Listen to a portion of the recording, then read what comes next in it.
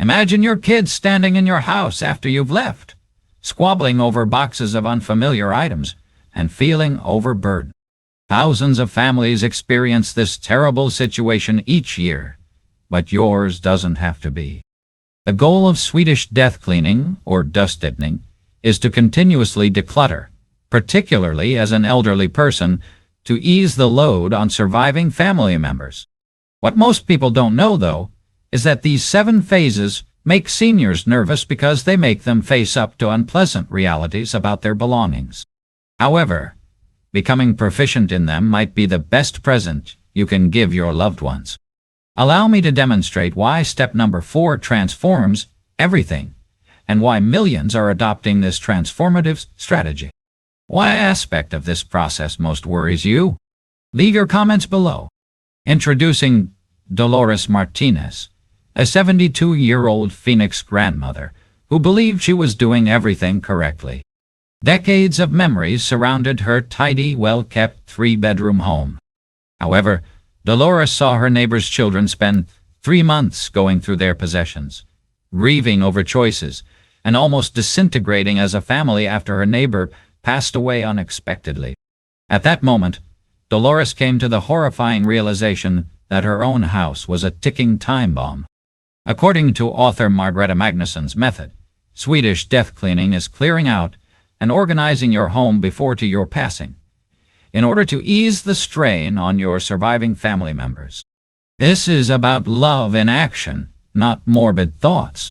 The ultimate goal is to lessen the time and effort that those left behind must spend decluttering, which will ease the stress on loved ones who must also deal with your belongings while they are grieving. The 7 stages that initially alarmed Dolores, and most likely frighten you as well, are what I'm offering today. But stay with me because you will be motivated to begin today by what happened to Dolores after she finished this process. If you want more stuff that will change your life in your golden years, click the subscribe button before we get started. Have you ever been required to clean out the house of a loved one? Leave a comment with your experience. First, start with the thing that worries you the least. Most people start with the most difficult things first, which is where Swedish death cleaning goes awry. Dolores made this error at first, plunging right into her late husband's possessions and becoming so distraught that she resigned for 3 months. Magnusson advises against using photos as the initial point of entry, and instead suggests starting with closet decluttering, since you're likely to discover stuff that you no longer wear and that simply no longer fit. Why are elders afraid of this step? Because we've been taught that preserving everything demonstrates how much we value our memories. The truth check. That jumper you haven't worn in 5 years is merely taking up space that could be used for your current life, not helping you remember why you bought it. Dolores's discovery. When she eventually started cleaning out her wardrobe, she discovered gowns from her 30s, shoes that caused her foot pain, and clothing with tags still on it. Decisions were simpler since the person was lighter and had less emotional attachment. The methodical approach. Take everything out of a single wardrobe section. Make 3 piles. Trash, donate, and retain. Ask yourself, have I worn this in the past year? Make your initial attempt at the procedure as simple as possible in order to achieve rapid success that may serve as inspiration. Why this works? People choose practical, not sentimental, clothing choices. There is no room for doubt as to whether that soiled garment will be beneficial in the future. You either wear it or you don't. The influence on the family. You've already done the legwork for your kids, so they won't have to figure out which outfits meant something when they eventually handle your possessions. Which item of clothing in your closet is the oldest at the moment? Tell us in the comments section.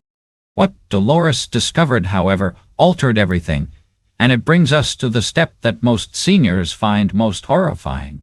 The second is to confront your just-in-case mountain. Dolores reached her largest wall at this point, and you will most likely do the same. After organizing her closet, she went to her kitchen and made the startling discovery that she had enough emergency supplies to run a small eatery. You can discover a lot of emergency supplies you've been hoarding while cleaning. Unfortunately, they should also be thrown away because they merely add to the mess. Seniors are afraid of this step because we have experienced a time when having additional security was necessary. Our parents made it through the Great Depression. We recall a time when you couldn't simply order something from Amazon the following day. Those 47 plastic containers aren't actually for storing leftovers. Rather, they symbolize your anxiety about being unprepared and unable to support your family when they need you. To Dolores' surprise, she found enough plastic bags to stock a grocery store, 15 spatulas, and 23 can openers. What if I need them? Was her justification. Yet in her 40 years of marriage, she had never needed more than 2 of anything. Counting how many of each item you truly own is the liberation process. Ascertain your actual maximum requirement, which is typically 1 to 3 of the majority of things. Consider, will anyone be happier if I save this? Donate the excess and keep the best quality stuff. The change in perspective. Question, what if my children have to deal with all this someday? Rather than what if I need this someday? The average American home has 300,000 objects. However, most families only routinely use 20% of their possession. These are actual figures that count. Usually, the burden of your just-in-case stuff falls on someone else. They kept this load, but why? The emotional breakthrough. According to Magnusson, living frugally and giving away gifts is part of the Swedish death cleaning approach, which can make your life happier. When Dolores eventually parted with her extra kitchenware, she found something wonderful. Cooking was fun once more because she could really find what she needed. How many identical items do you have on hand for contingencies? We won't pass judgment, so share your count below. The following phase shows you where your family's greatest annoyances are hidden away. Let's move on to the topic that causes your palm to perspire. Dolores believed that by implementing systems of organization throughout her home, she was being clever. This stage explains why it's the most dreaded element of Swedish death cleaning. What she actually had were hidden caches of the identical objects strewn all over the place. The 3 junk drawers, the vital papers strewn in 5 different places, the tools in the kitchen, basement, and garage. All of these are common among seniors. Magnusson's method addresses issues like managing personal belongings, heirlooms, and house furnishings. It also addresses issues like pets, hidden vices, and the dangers of man caves. Why do so many people find this step frightening? It makes you face the reality of your organizational structures. Warning: they are hiding places for indecision rather than system. The reality check Dolores received was enlightening. She discovered pens and pencils everywhere, Band-Aids in 4 places, and batteries in 7. In reality, her system was chaos masquerading as planning. The unspoken risk is that your family will have the worst nightmare due to these dispersed stashes. They will presume that every piece of paper in your home may be important after discovering a box of critical documents mingled with expired coupons. The consolidation way is to use a notepad and go room by room. Make a list of every type of thing you come across, such as tools, batteries, pencils, and so forth. Gather everything from every category in one place. Only items that fit in a single place per category should be kept. Work your way down to the smaller objects after starting with the largest ones. When Dolores collected all of her batteries in one location, it was an eye-opener. Most of them were corroded or dead, but she had enough to run a small electronics store. In reality, her readiness was waste masquerading as preparation. From the standpoint of the family, your kids won't be aware that the screwdriver in the basement toolbox is not the same as the one in the kitchen drawer. For some enigmatic reason, they will believe you required both. All of this is liberating because it lessens the tension and emotional strain of owning and maintaining so many belongings by fostering a more peaceful and ordered atmosphere. Dolores found that having a single location for every category really simplified her day-to-day activities. What object, then, have you discovered strewn around your home the most? Please provide your record number. However, hold off until you hear about the step that brought Dolores to tears.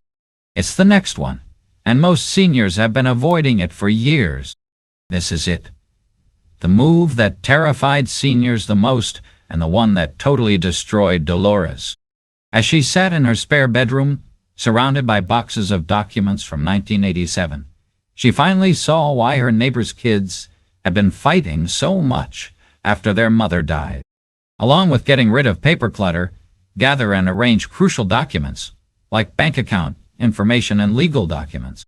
This helps you avoid confusion later on by giving you the chance to sort through paper materials you don't need. The documents themselves are not the source of the terror, but rather all they stand for. Every financial error, every overlooked warranty, and every "what if I need this for taxes" choice made during the previous 30 years. A horrifying reality is that the majority of seniors' valuable papers are jumbled with utterly pointless ones, giving their family a horrible situation. When Dolores discovered her marriage certificate in a box with 1994 pizza coupons, it was the moment she lost it. A certificate of death for her mother was filed beneath expired auto warranties. Meaningless paper drowned out the important stuff. Why do people get paralyzed by this step? Well, it's the embarrassment of bad organizing practices, the overwhelm at the sheer number, the dread of discarding something significant, and the concern over the tax consequences of old paperwork. Creating only 4 categories, important forever, such as birth documents, deeds, and wills, essential current such as insurance and recent taxes, review later for anything you're not sure about, and garbage anything else, is a game changer.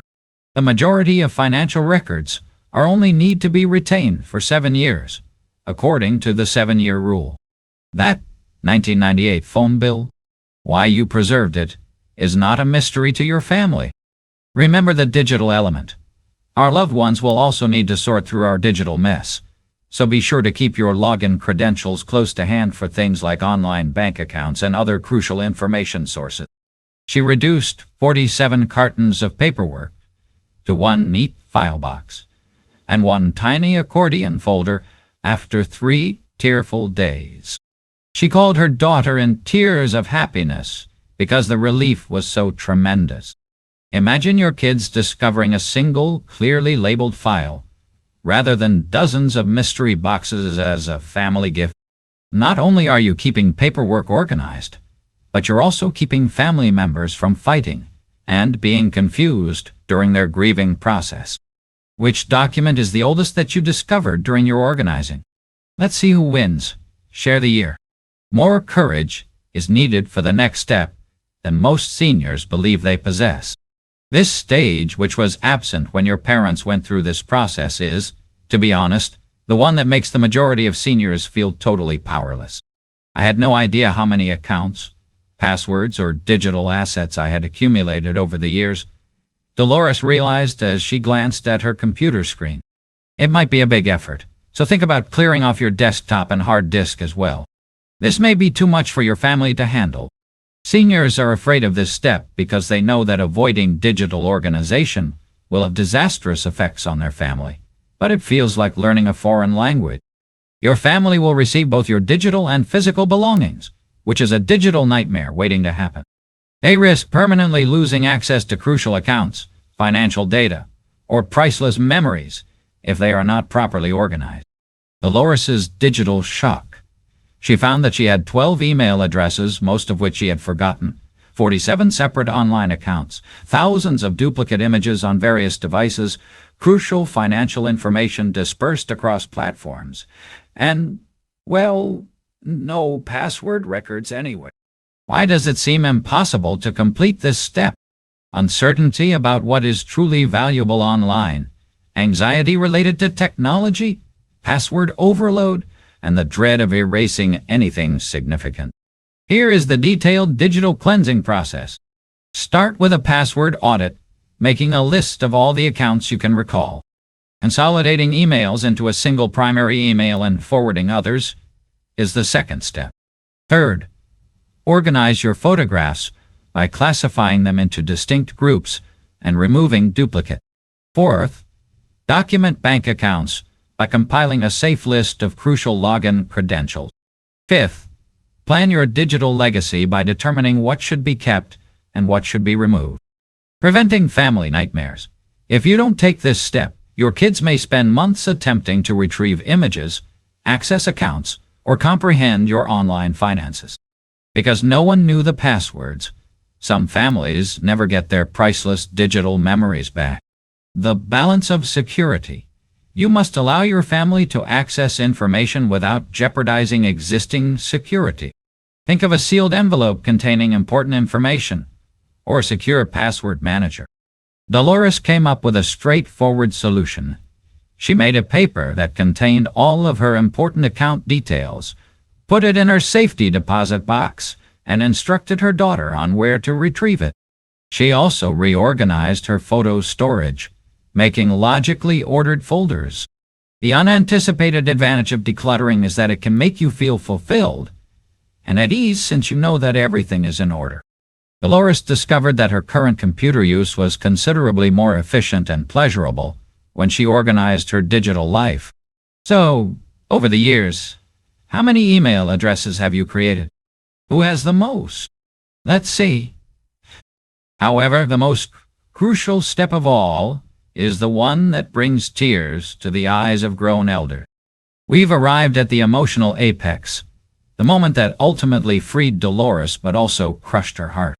Magnusson advises against using photos as the initial step in Swedish death cleaning, since doing so calls for the emotional fortitude you have developed through the earlier stages.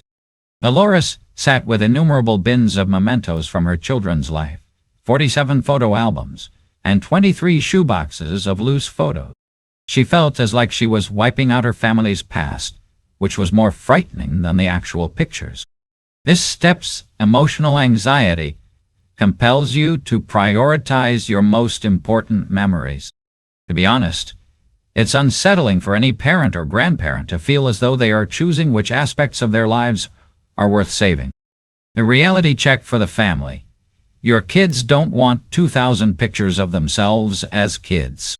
The 50 that have a lovely narrative to share are what they desire. No one but you will find any significance in that note your middle school crush left you. Dolores' groundbreaking technique is the story test. Does this picture or object convey a significant aspect of our family's history? The joy test. Does seeing something still make me truly happy? Will anyone be happier if I keep this, according to the meaning test? The categories of keepsakes. First, treasure keepers. Objects that have real sentimental or historical significance. The second category is story beginnings, which are items that inspire significant family tales. Third, guilt keepers are people who only preserve things because they feel compelled to. Fourth, items that take up space but don't bring value are known as space fillers. The most difficult choices are 1987 report cards, all of the school's pictures, extra Christmas decorations, and broken jewelry that you'll eventually fix. Between significant and meaningless, these things fall somewhere in the between. The change in the family's perspective. Instead of feeling overburdened by boxes they feel bad going through during their grief, your kids will be appreciative of a well-chosen collection that shares your family's experience. When Dolores completed, she had 5 exquisitely arranged photo albums that beautifully captured her family's history, along with a little box of genuinely sentimental mementos. When she saw them, her daughter wept, not because she was unhappy, but because she was happy that her mother had so carefully kept their most treasured memories. Swedish Death Cleaning takes legacy creation into account, taking into account how our actions can impact the memories we leave with our loved ones. You're carefully selecting which memories should be kept permanently, not erasing them. Which souvenir is the most significant that you have chosen to give your family? Tell the backstory. The last stage will alter your perception of your entire house. The moment your home becomes a legacy rather than a place to store things is the turning point that changes everything. Standing in her beautifully tidied home, Dolores saw at last that Swedish death cleaning is about choosing to live, not about getting ready to die. Eliminating some of the excess will make life more comfortable and enjoyable. Death cleaning is a permanent method of organization that improves the efficiency of your daily life, not just dusting or mopping. This last phase is the most empowering of all, but it also terrifies seniors because it asks them to imagine their home without them in it. A shift in perspective. Your objective is to build a space that wonderfully communicates your story, works flawlessly for your current life, and is a gift to your family rather than a burden. You don't want to empty your house. If someone walked into this space after I'm gone, would they understand who I am and what matters to me, or would they just see stuff? Was Dolores's last challenge, which she asked herself room by room. The method of the legacy room. Living spaces. Store things that bring you joy every day and fulfill your needs right now. Display areas. Purposefully put your most treasured items on display. Storage spaces. Arrange the remaining goods for easy access and identification. Personal spaces. Design places that express who you are without being overpowering to guests. This step frees you from the burden of holding on to things you don't genuinely need or want, but it also forces you to face mortality. Swedish Death Cleaning is leading the way in the movement of quality above quantity. Reduce the number of items you own, but make sure they all have a true function or significance. A change in daily life. Cleaning will take less time if you have fewer things. Dolores found her streamlined house was not only more aesthetically pleasing and tranquil, but also easier to maintain. The family conversation. Discussing your decisions with your family is necessary for this step. Explain the significance of the items you retained and how you would like them to be handled. Sharing the journey with your loved ones is crucial, even if they don't understand why you want to begin this process. The final test. Swedish Death Cleaning aims to make life easier and more efficient in the present while also identifying what you no longer want.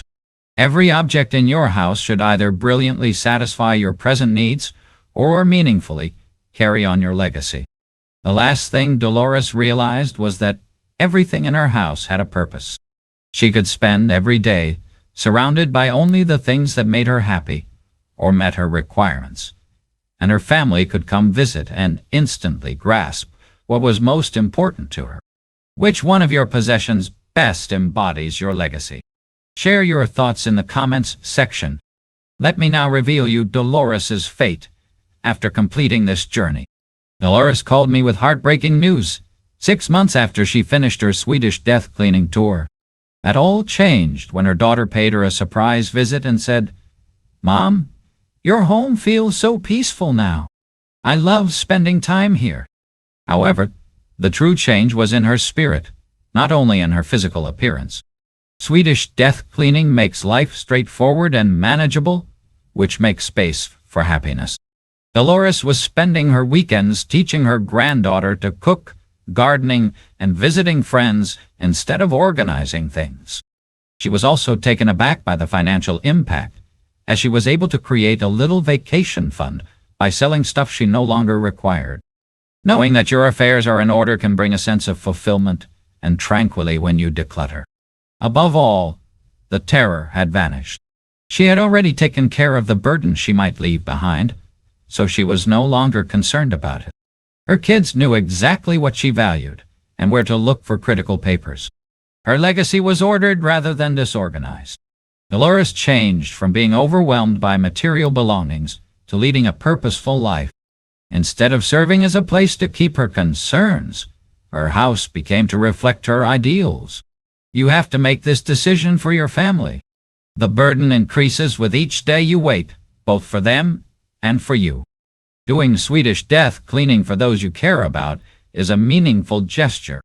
This week, start with just one wardrobe. You must start, but you don't have to change everything at once. Which of these 7 steps best describes your circumstances? Leave a remark and let our community help you along the way. Please hit the like button and forward this video to someone who needs to hear it if it opened your eyes the way it did for Dolores. Your bravery might encourage another family to begin this transformative journey. For weekly insights that will make your golden years truly golden, sign up to our channel. It's never too early to begin living completely now, but it's never too late to start over.